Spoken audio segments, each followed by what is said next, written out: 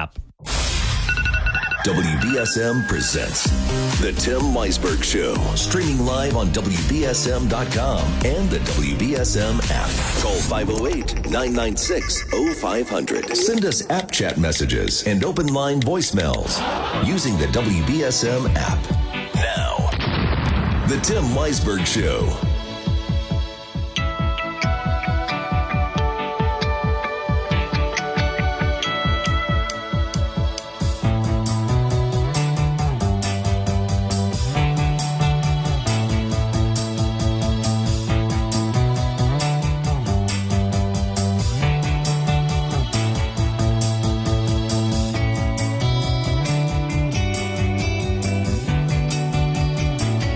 Welcome back in hour number 3 of the program here on Wednesday morning. And, of course, we'll continue taking your phone calls on this topic of the discussion that's proposed to happen about an authorized...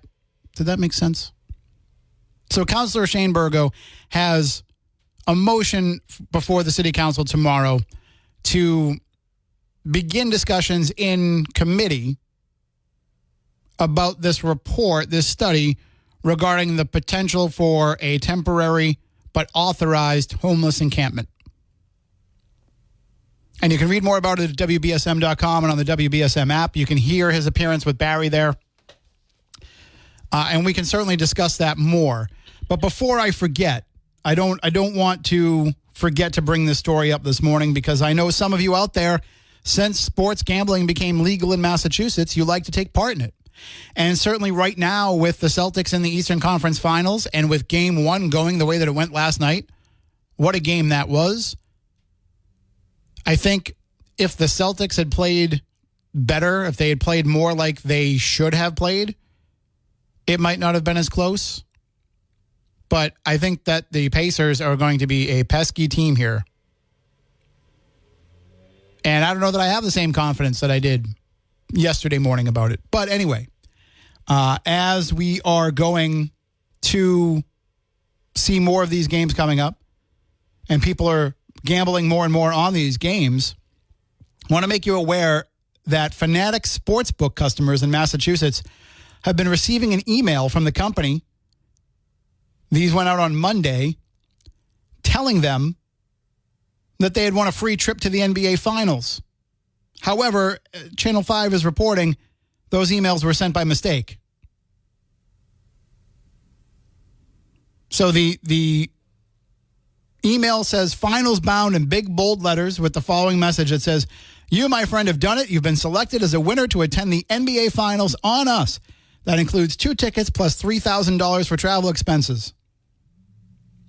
But the Fanatic Sportsbook told WCVB the email was mistakenly sent out to some Massachusetts customers.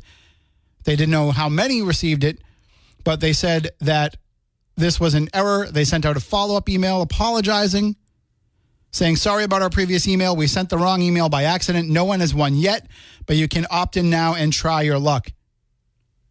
So to celebrate their 20th state launch, they're picking 20 fans to win a trip to the NBA Finals, and you can opt in to be entered to win.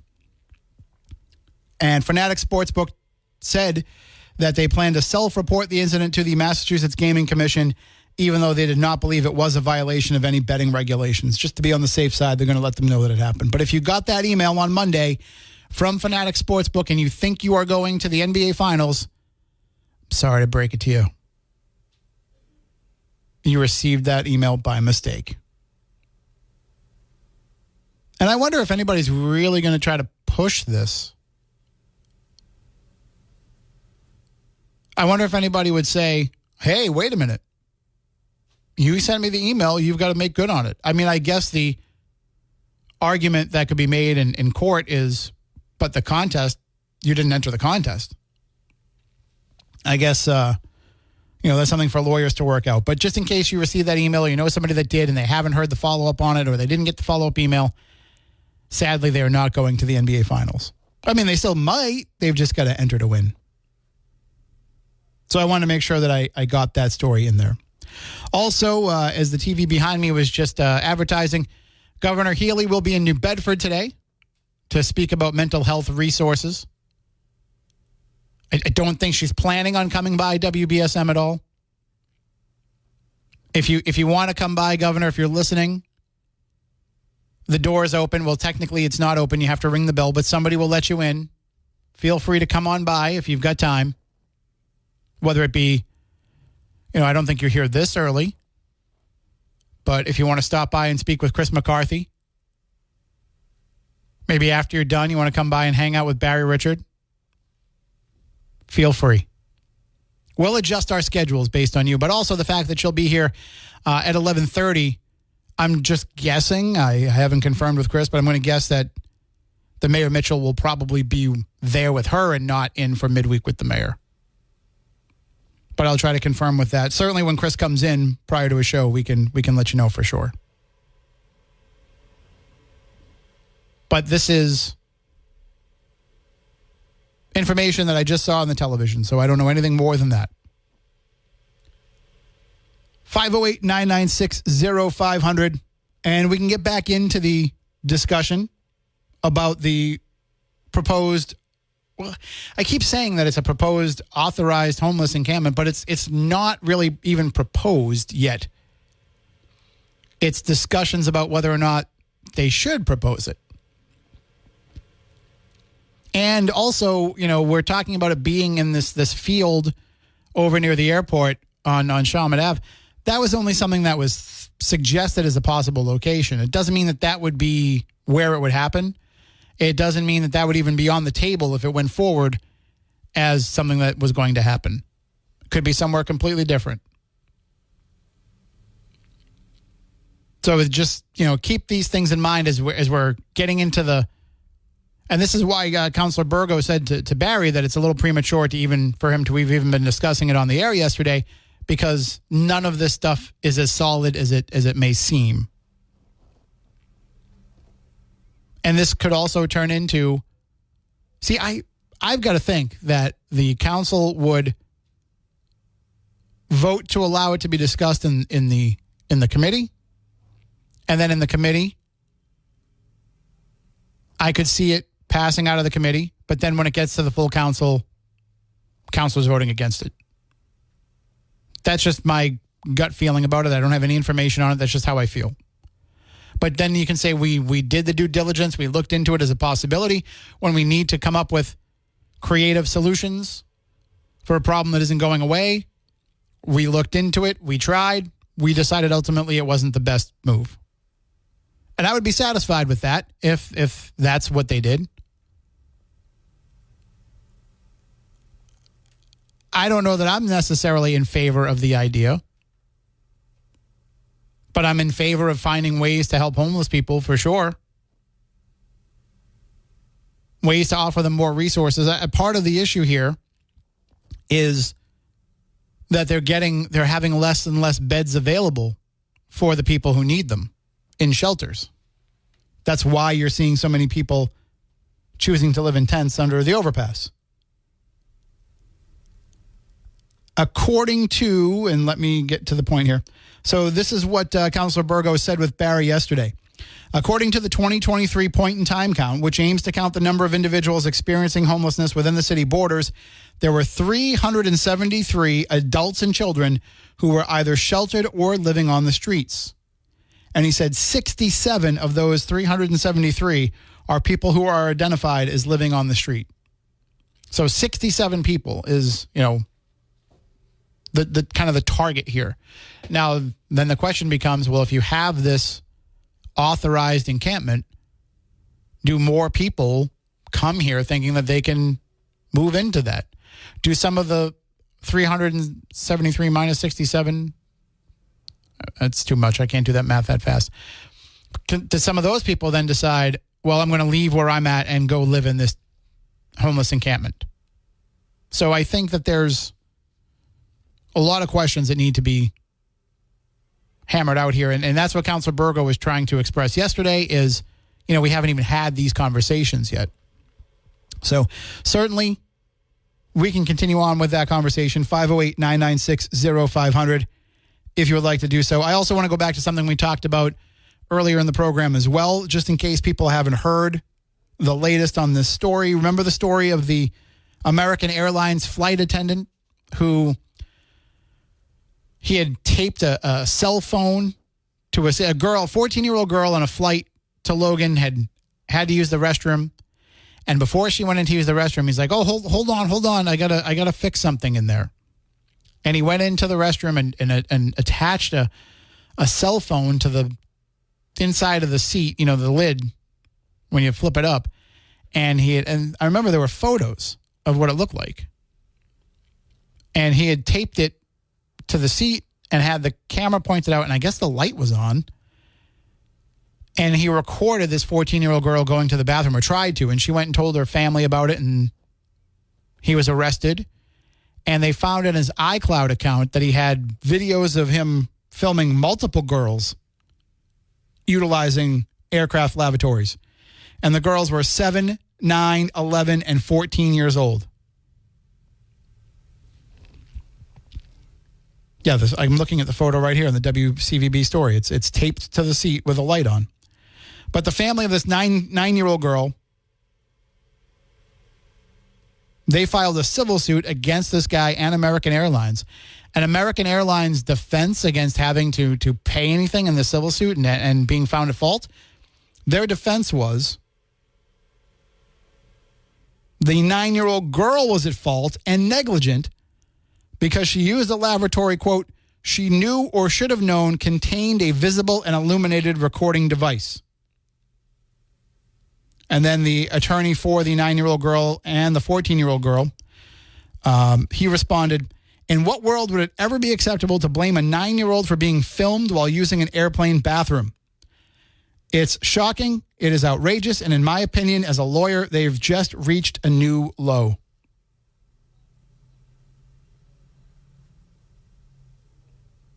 So how do you do that? How do you look at all the possible ways to get out of this and say, I think our best plan of attack here is to blame the 9-year-old girl who is on a flight, probably, I don't know how long a flight is. It's a flight from Texas to LA. I don't know how long of a flight that is. But let's just say 3 hours, I think, thereabouts. This 9-year-old girl probably was trying to hold it till she landed and finally had to go and got up and went. Because let's face it, nobody wants to use the airplane bathroom. Nobody wants to go in there if they don't have to. My first ever flight was Boston to LA. I'd never been in an airplane before. And I went across country. And I did have to go at one point.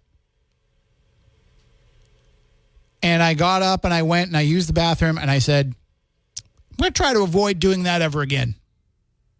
Well, let's hope I don't have to do that ever again. And I think out of all, I've probably taken, I don't know, half a dozen flights since then. Probably more, probably closer to a dozen. And only one other time have I used the airplane bathroom. Most people try to avoid it if they can. And I'm sure this 9-year-old girl didn't want to have to go and finally reached to the point where she had to go. And she's supposed to say, well, there's a camera in here. Somebody put a phone taped to the seat. I can't use the bathroom. I mean, if she's negligent in doing anything, it's that she should have ripped the phone off the seat and thrown it down the toilet. The problem is this guy was recording and sending it to his iCloud account, so he was getting that footage no matter what they did to the phone. But to blame this 9-year-old girl, and Channel 5 actually reached out to a legal analyst who said, it looks like they've saved every possible argument, not thinking about the public relations backlash that would blow up in their face. Yeah, you think? I'm sure they're dealing with some people today complaining about, I can't believe you would blame a 9-year-old girl for your creepy flight attendant recording her while she went to the bathroom. How is it? This is actual victim blaming.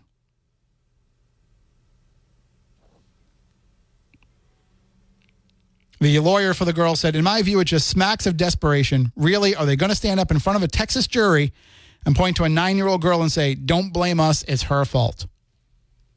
Seems like that's the route they're trying to go. 508-996-0500. Send me app chat messages on the WBSM app. Right now, though, I've got to take a break. We'll be back in a few moments. Just to sing about you, know it feels good to be alive. I was alive and I waited. I was alive and I waited for this right here. And if Governor Healy is on her way to New Bedford right now, it's probably a little early for her to be heading down, but I don't know. Maybe she's already on the road. Maybe she's tuning into WBSM and saying, I wonder what they're saying about me. I wonder what I'm walking into here when I come down to New Bedford.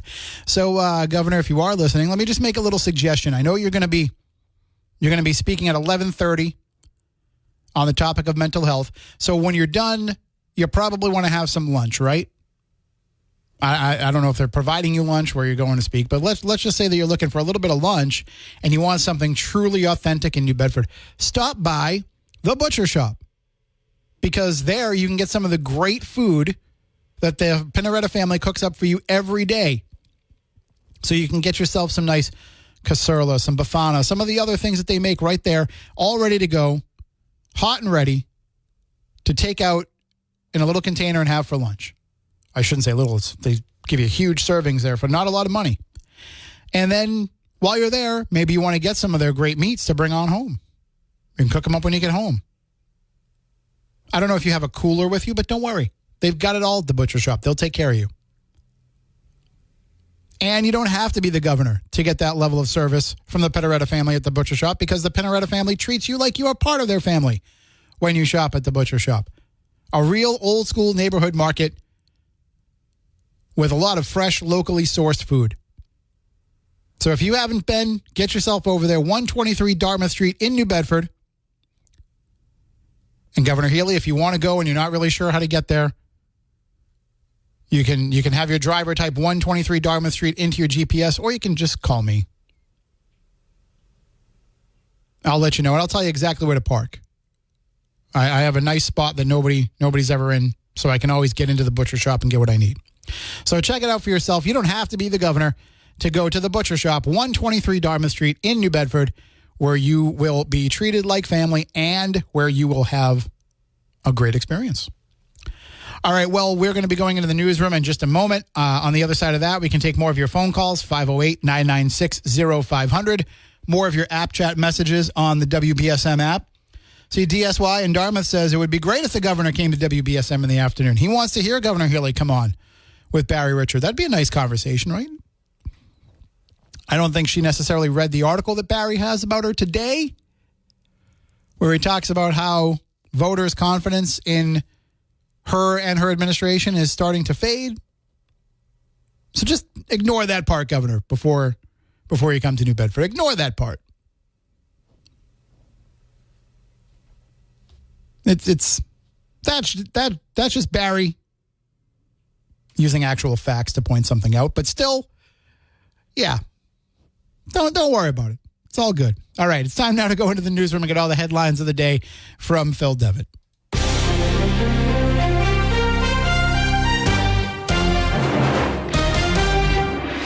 Trump's hush money trial is almost in the jury's hands. Devastation in Iowa after a powerful tornado. And new meal options for people on weight loss drugs. From the WBSM Newsroom, this is WBSM News. Former President Trump's criminal hush money trial is over for the week. Judge Juan Merchan said he plans on getting the final instructions to the prosecution and defense by the end of Thursday. This is a key part of the trial in that it focuses on what the jury can consider to be a crime. Trump is accused of falsifying business records to cover up an alleged sexual encounter with adult film actress Stormy Daniels in 2006. President Biden is going after Trump over his, quote, unified Reich video.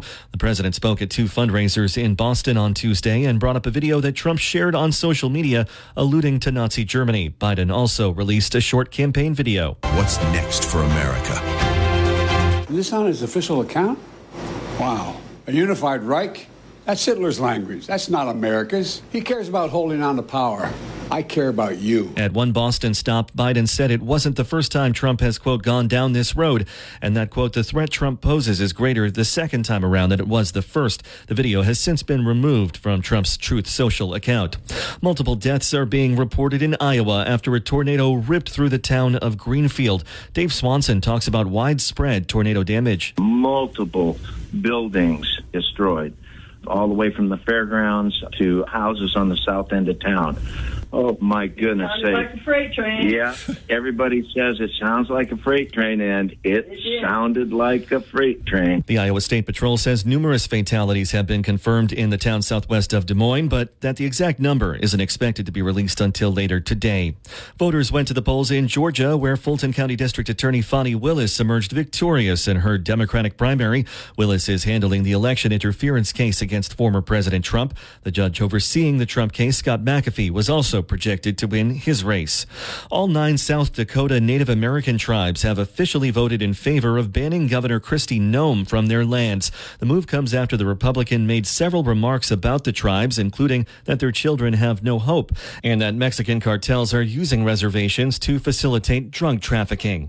New York Jets quarterback Aaron Rodgers says he chose playing football over running for vice president. Mark Mayfield fills us in. Talking to reporters on Tuesday, Rodgers said he had 2 options, either continue his career in the NFL or retire and be the running mate for third-party candidate Robert F. Kennedy Jr. Rodgers said he wanted to keep playing football. He added he loves Kennedy Jr., and they had a couple of really nice conversations. I'm Mark Mayfield. And Nestle is coming out with a new food line aimed at people who use weight management drugs such as Ozempic and Wegovy, called Vital Pursuit. The company says it's designed to offer a balanced diet for people looking for weight-friendly meals. The foods will feature high-protein meals and frozen options such as pasta, sandwich melts, and pizza. It'll be on sale in the U.S. early next year. WBSM Sports. The Celtics beat the Indiana Pacers in Finals Game 1, 133-128. Game 2 Thursday night in Boston. The Red Sox beat the Tampa Bay Rays 5-2, wrap their 3-game series tonight in Florida. Now, your ABC6 South Coast forecast. Brought to you by C Street. Wednesday will be full of sunshine. It will be very warm, though. Temperatures will top out well into the 80s, but much cooler along coastal areas. Winds will be out of the southwest at 5 to 15. For tonight, increasing clouds, patchy fog. Your overnight low will be near 59. And for Thursday, we're going to start with fog and a chance of showers. And then we'll go to a mix of sun and clouds. It will be muggy with a chance of a late-day shower or thunderstorm. From the ABC6 Weather Center, I'm meteorologist Kelly Bates on New Bedford's News Talk Station, 1420 WBSM. This WBSM News Update is brought to you by Stevie's Wine and Spirits. Look for the purple dot to try before you buy. Only at Stevie's Wine and Spirits in Fairhaven. I'm Phil Devitt for WBSM News. Stay up to date with New Bedford's News Talk Station, WBSM, and get all of our content and breaking news alerts with the WBSM app.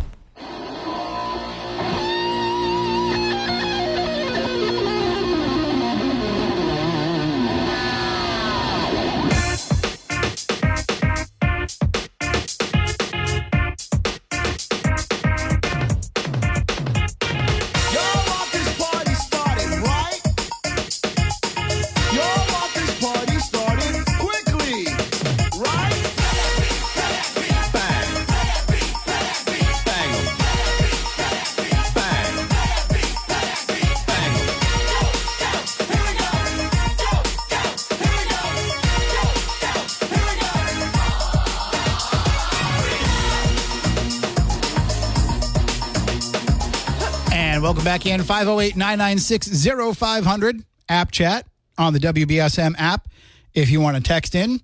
And we were talking about Councillor Shane Burgo's motion that'll be on tomorrow night's City Council agenda.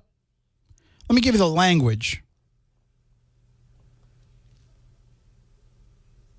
I think I put the language in there. Yes.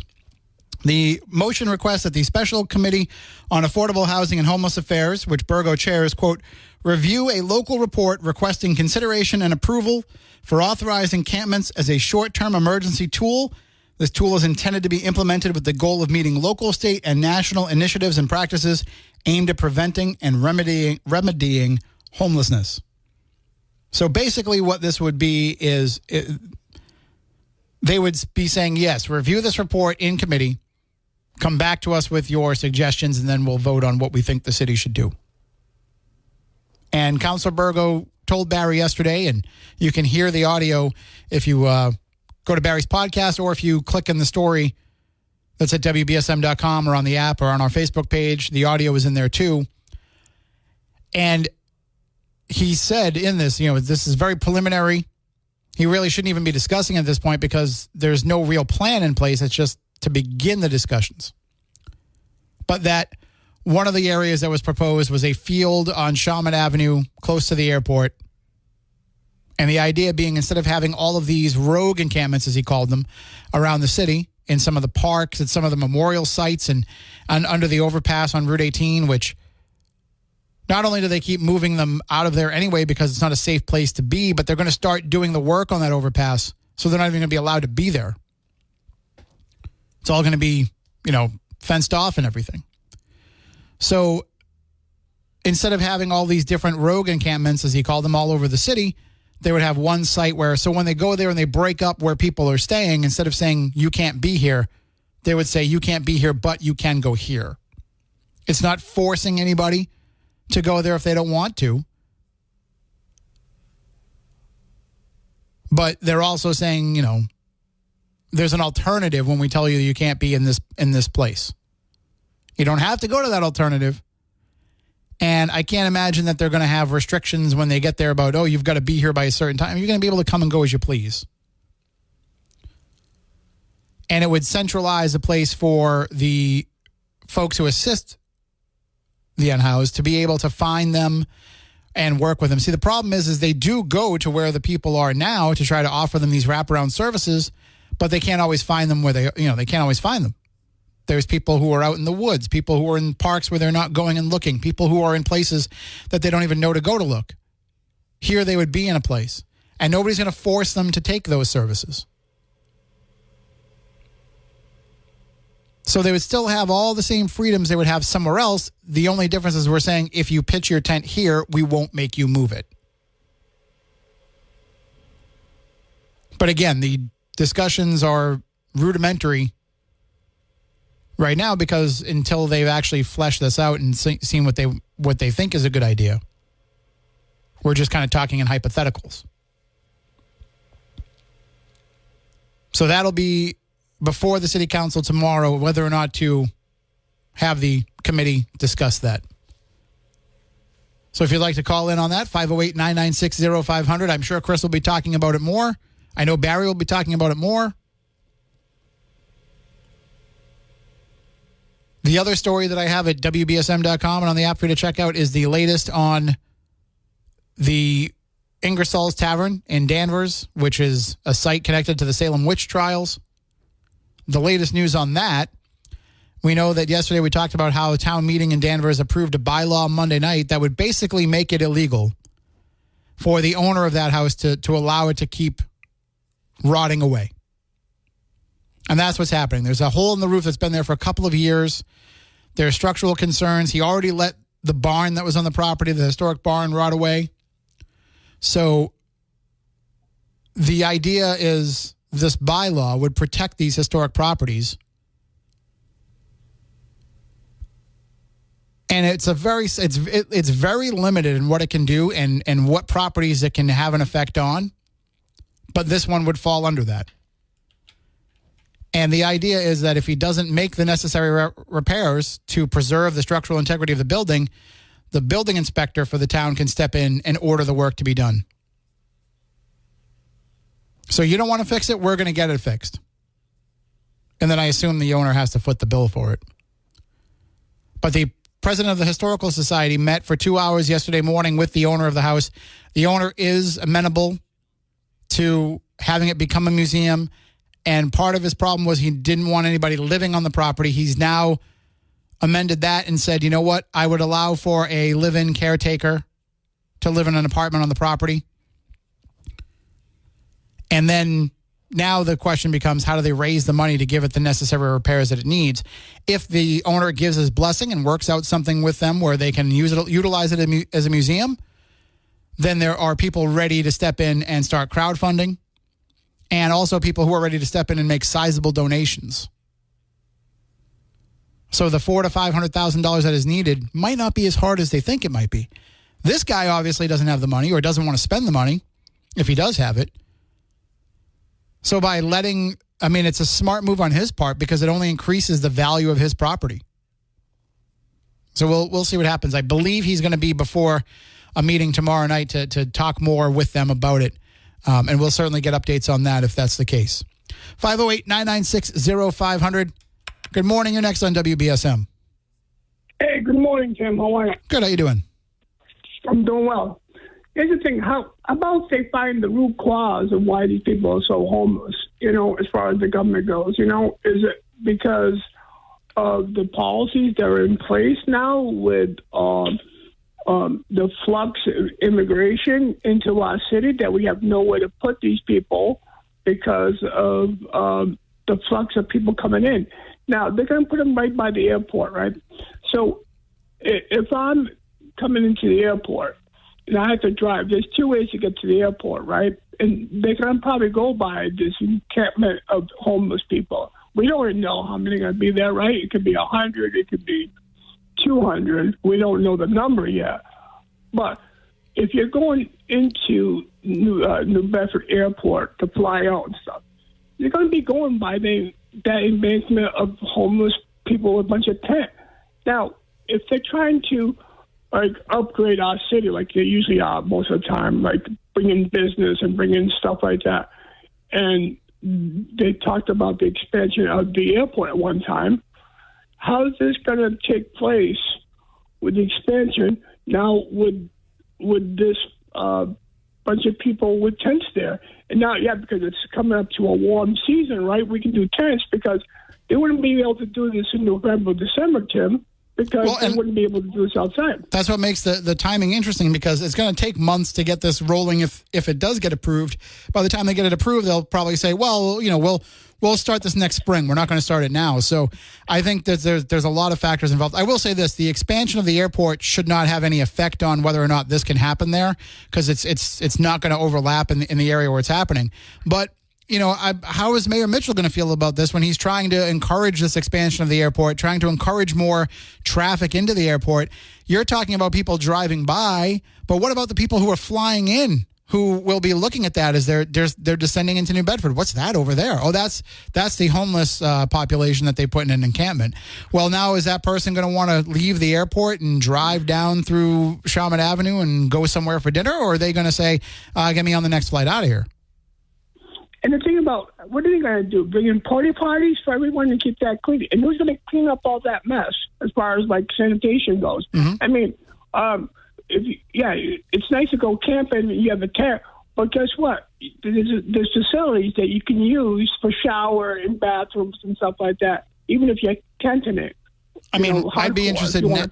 I'd want to know where the homeless people that are in these encampments in the parks now are utilizing that. Are they finding public bathrooms? Are they using public bathrooms? I know that in East Providence, where they built this shed city, where they brought in these portable sheds on pallets, they put in bathrooms for them to be able to utilize. So would that be part of this plan as well? Yeah, absolutely. And then, as far as the taxpayers goes, if you're going to bring in those facilities, they're going to have to rent those out.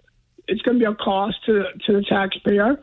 Porta potty and porta johnies, and then you're going to have a cleanup crew to come in there and clean those up maybe once a week or whatever the situation might be.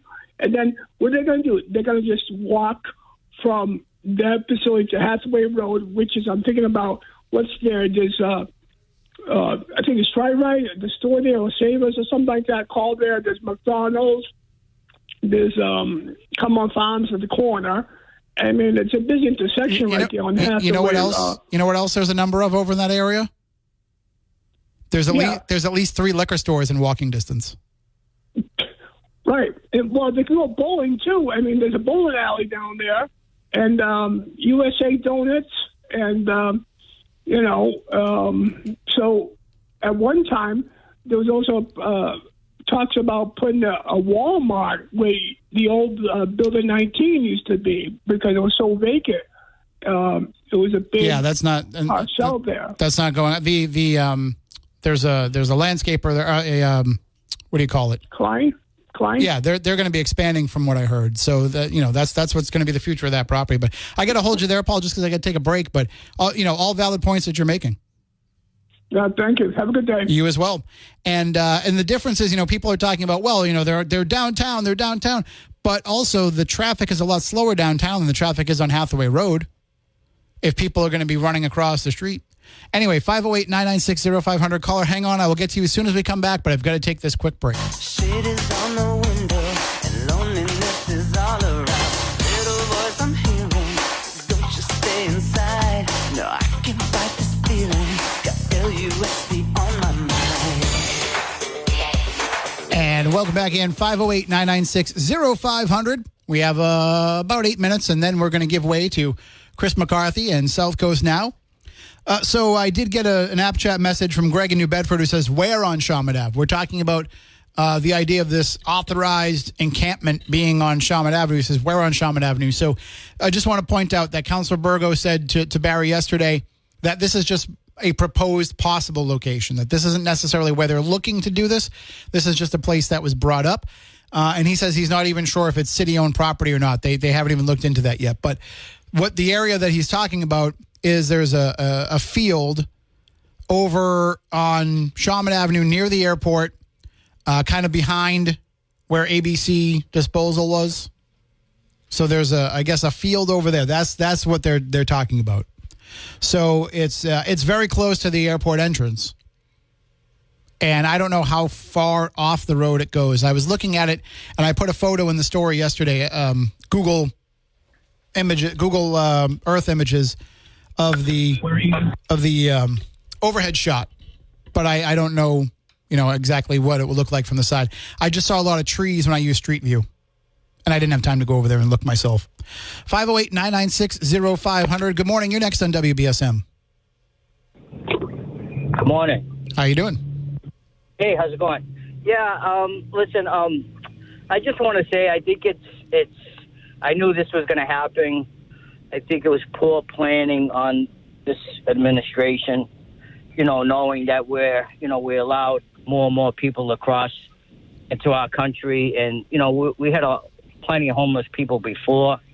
If that was his intent, the administration, which, okay, that's fine. If he wanted to let people, we should have planned for this instead of struggling and having these people now, pushing and tugging these people, bringing them here, bringing them there, and now trying to set, campgrounds for homeless people. So, if the intent of the United States was to allow people to come into this country, they should have planned it a lot better. Maybe factories that were closed down, maybe purchase them, make housing out of it. Get yourself prepared for it, and they didn't do any of that. So, and that's where we're at now. Thank you. All right. Have a good day. There's some callers lined up. I don't know that I'll get to everybody because I do have to take one more break, but hang on. I just want to point something out to this mindset of, all these illegals that are coming in. That's why we have so many more homeless people. I just want to point out that the city's point-in-time count, where they count the number of homeless people, both in shelters and living on the street, has been right around the same number since 2020. So since 2020, it's been right around 370 people. And before that, in 2019, the point-in-time count for New Bedford in 2019 was 433 people. So the number of homeless people have actually gone down since 2019, which we can all agree was before all of this this wave of immigration. That was still the Trump administration during 2019, pre-COVID.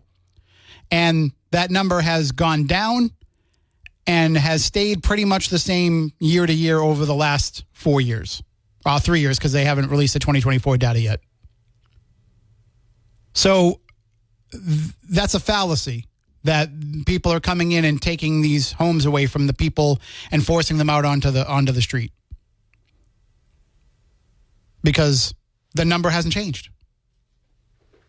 508-996-0500. Let me take this quick break, and then we'll try to squeeze people in. And let's wrap things up with a phone call here. Good morning. You're next on WBSM. Hi, Tim. So I understand what you're saying. It's not because of the illegals that we have more people in shelters. My problem with this is, or more people that are homeless.